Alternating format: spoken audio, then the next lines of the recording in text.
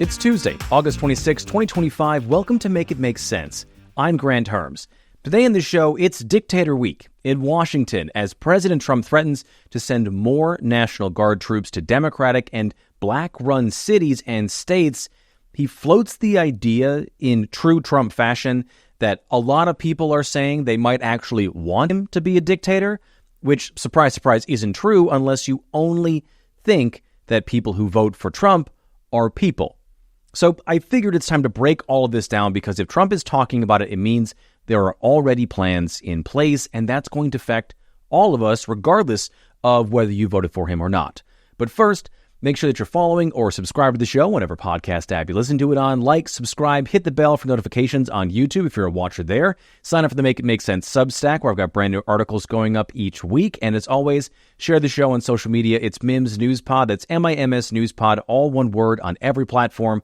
I am at Granthermes on Twitter and Bluesky, and at Granthermes TV on everything else. All right, let's get to the show.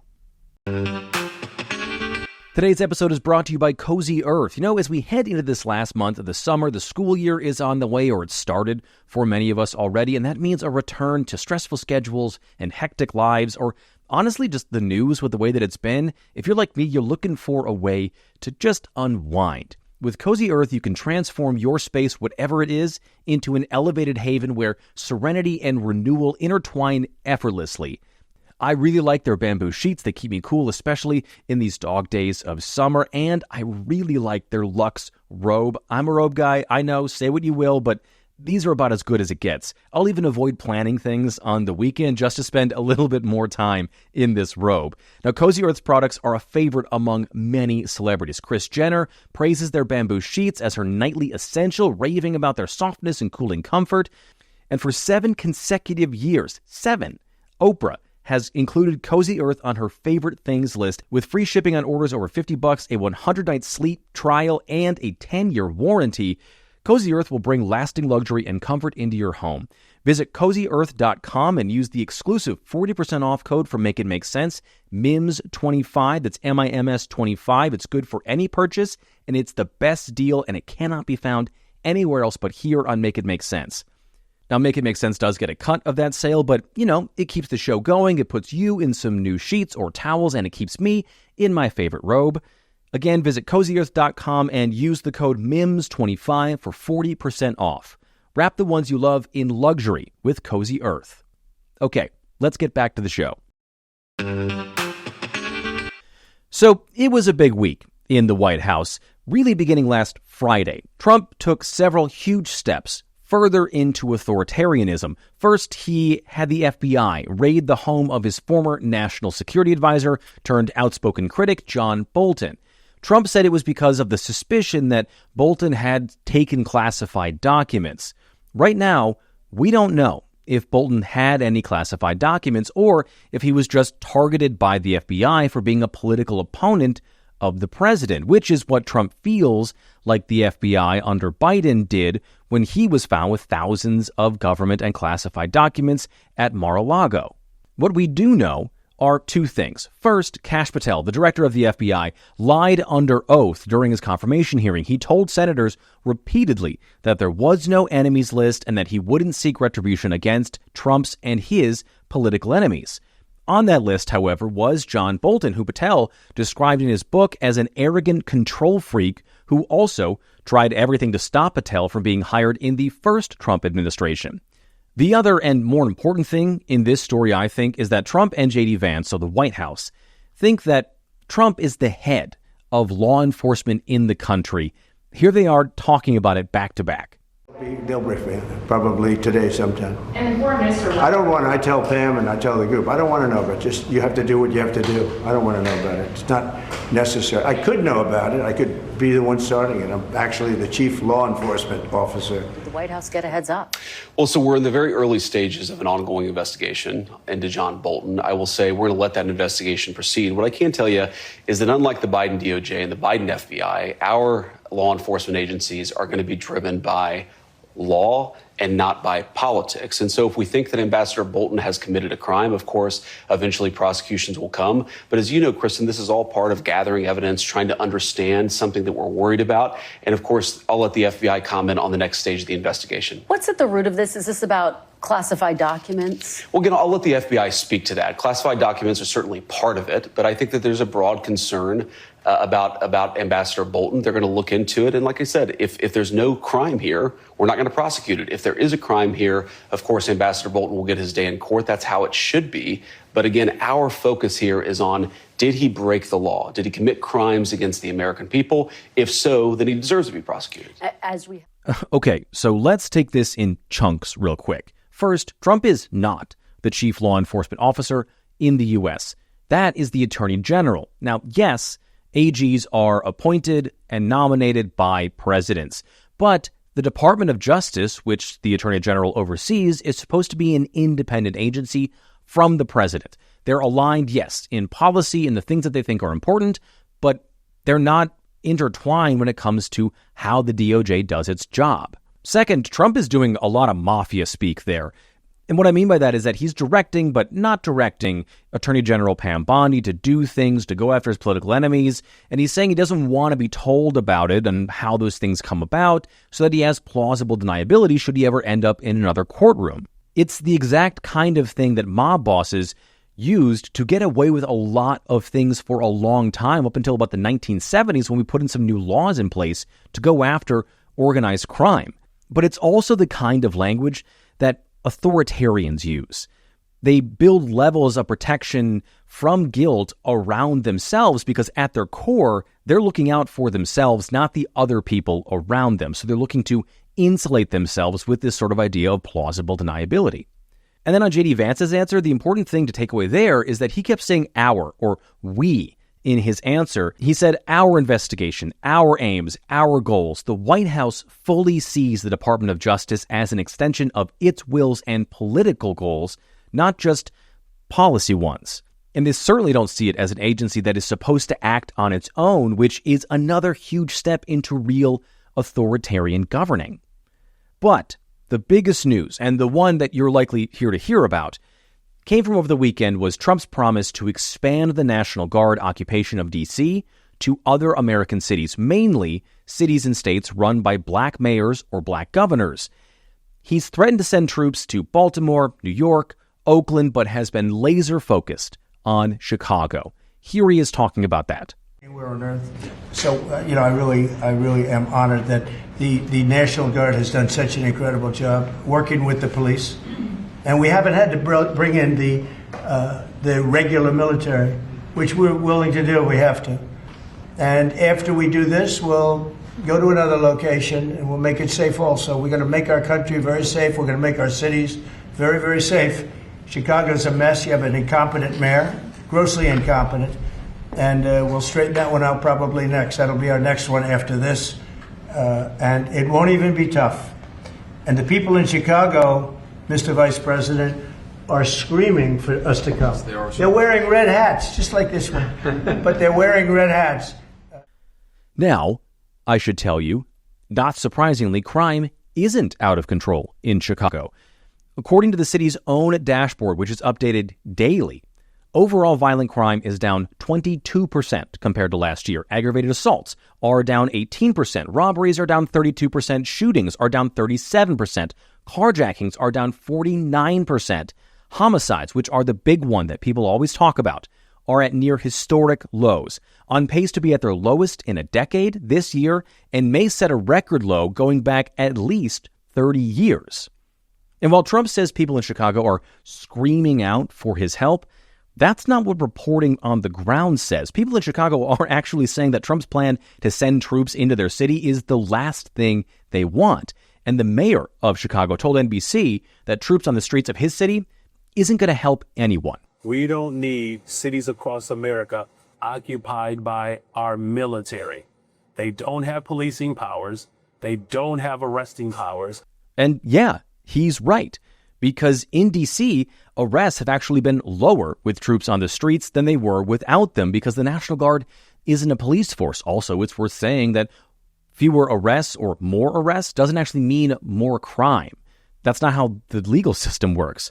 But being a police force isn't what the National Guard is trained for, even though Trump wants to train them to do that. And mostly, just like in Los Angeles earlier this year, troops have been just standing around the nation's capital with nothing to do except pick up trash, while also being now allowed to carry weapons after the Department of Defense approved that over the weekend, adding to more tension to this occupation of D.C. And I'm going to get into the imagery of what it means to have armed military troops on American cities with no real mission for no real reason in just a little bit, but let's talk about how Trump thinks that he can do this. In D.C., he's in charge of the National Guard, and the law allows him to take control of D.C. in some certain ways. I talked about that last week. In D.C., he's in charge of the National Guard, and will likely be in charge of thousands more troops which are being sent from red states who are sending their troops to D.C. to appease him, probably because they're hoping that he won't send National Guard troops to their cities and states, which do, by the way, on average, have higher rates of violent crime than democratically controlled cities and states. But his powers are really expansive just in D.C. But when it comes to federalizing the National Guard or sending the military into another state, it's entirely different. In California, he used what's called the Posse Comitatus Act, which a judge is currently deciding whether the administration broke the law there in doing that, and the judge seems to be poised to rule against the president. What he is using is this thing you'll hear called Section 502. The full name is Section 502 of Title 32 of the U.S. Code.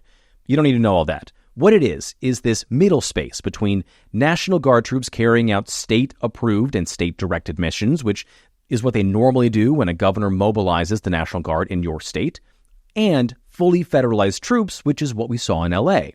Section 502, like I said, is this middle space. It allows troops to be mobilized under the control of their governors, but carry out federal missions in a really vague way.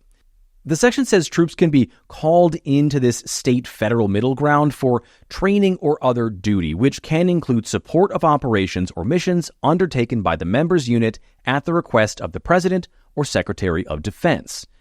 Basically, it means they can operate as federal troops as long as their governor says it's cool. It's how Trump plans to use those red state guard troops. He did the same thing in 2020 during the George Floyd protests in D.C., calling in troops from 15 other states in an unprecedented use of this section at the time. And before 2020, the most recent time we'd seen a president send National Guard troops from a different state into another state was in 1965, when Lyndon B. Johnson ordered National Guard troops to go into Alabama to protect civil rights protesters. But just because this language is vague, legal experts say it doesn't mean it's the blank check that Trump thinks it is. State governors are under no obligation to honor Trump's call for troops.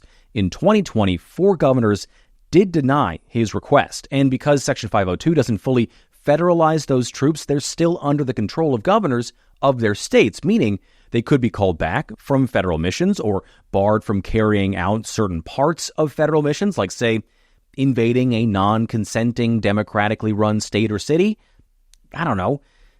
But in reality, the provision was meant essentially for a way for the federal government to pick up the tab for extended out-of-state training or long deployments from other states to help after natural disasters or rebellions, or even when National Guard members are sent overseas to fight in U.S. wars. Now, none of that was happening in 2020 in D.C., nor is any of that happening in Chicago right now. And Trump's deployments of troops, it's about to get really, really expensive too. Keeping troops in D.C. is already costing about $1 million a day in taxpayer money, so our money. The deployment to L.A. cost around $134 million for 2 months, again, our money. And adding more troops looks like it might bankrupt the National Guard in some states, meaning should those troops be needed back home, there won't be money to pay or supply them. And having these troops deployed also means robbing states of first responders. According to the National Guard's official leadership guide, there are more than 5,000 first responders like police officers, firefighters, and EMTs currently in the Guard across the country, along with 3,500 non-EMT medical professionals like doctors and nurses, 5,000 teachers, we are coming up on the beginning of the school year in a lot of states, and 2,600 engineers.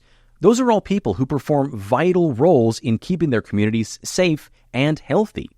So, if this whole thing is going to be legally questionable, financially problematic, potentially dangerous for red states, and there's not much to show from the current deployments, why would Trump do this? The answer is the show.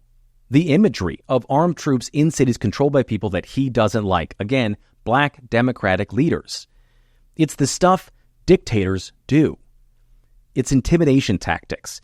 And it brings us to Trump floating the idea of actually being a dictator. And they say, we don't need him, freedom, freedom. He's a dictator, he's a dictator. A lot of people are saying maybe we like a dictator. I don't like a dictator. I'm not a dictator. I'm a man with great common sense, and I'm a smart person. And when I see what's happening to our cities, and then you send in troops, instead of being praised, they're saying you're trying to take over the republic. These people are sick. But now, I know that some people are already saying that Trump was trying to make a joke.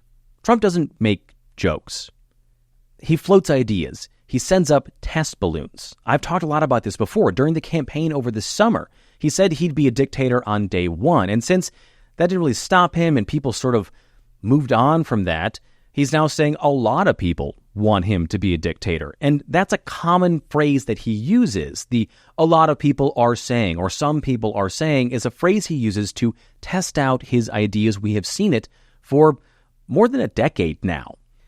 And he is right about people wanting him to be a dictator, but only because he considers people to be the people who are his supporters.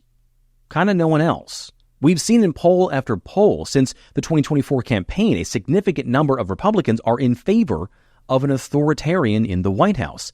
A Monmouth University poll in December found that 70% of Republicans would only be bothered a little or not at all if Trump suspended laws to go after political opponents.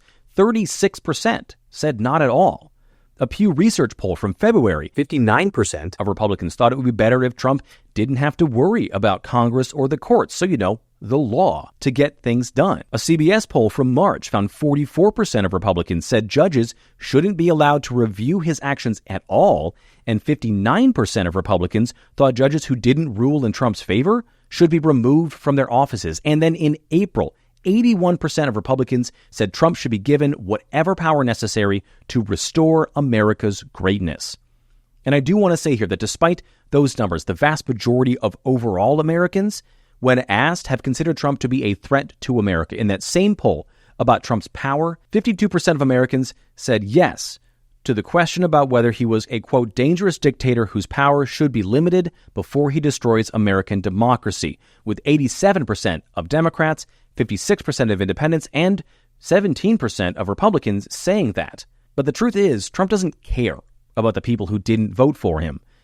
And we know that because during his first term, he threatened to withhold aid from democratically led states during the pandemic. He threatened to withhold aid to Californians devastated by the wildfires this past year. And in his first term, he repeatedly refused to help states that he saw as anti-Trump. Again, in California in 2018, he initially refused to send help after what was at the time the largest wildfires in the state, until a staffer showed him a picture of how many people voted for him in Orange County, which was more than the entire state of Iowa.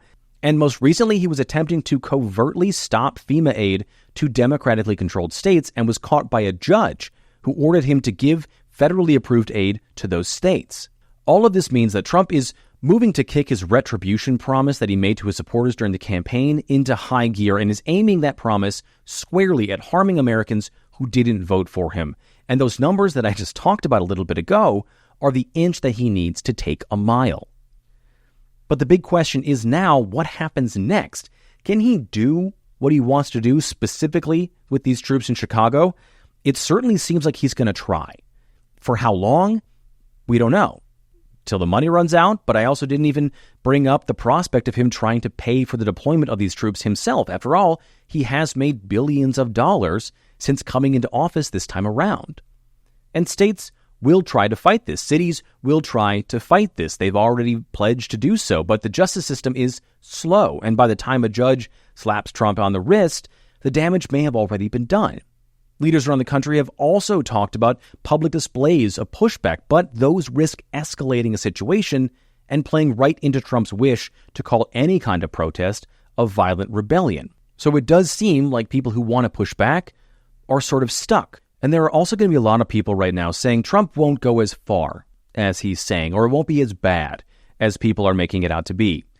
And to that I say, history books are littered with people who said things wouldn't be so bad when a dictator was coming to power. And they were wrong. And I also think it's up to us to see the signs and to ask those people, even if it won't be as bad as legal experts, historians, constitutional and authoritarian scholars are saying, why risk it? I think that's the question we should ask right now. I've done a lot of talking about how authoritarian scholars see Trump as committing some sort of slow-walked coup against the things that we consider to be principles of American governing, how Trump and his approach to governing fit the dictionary definition of authoritarianism. And here he is at the Oval Office saying a lot of people want him to be a dictator, and I think that we should take that seriously. Okay, that is it for today's episode. Please rate and review the show on whatever podcast app you listen to it on. Like, subscribe, hit the bell for notifications, and leave a comment below if you're a watcher on YouTube. Sign up for the Make It Make Sense Substack, where I've got a brand new article set to come out tomorrow. And as always, share the show on social media. It's Mims News Pod. That's MIMS News Pod, all one word on every platform. I am at Granthermes on Twitter and Bluesky, and at Granthermes TV on everything else. Thank you so much for listening today. I'm Granthermes, and I'll talk to you on Thursday.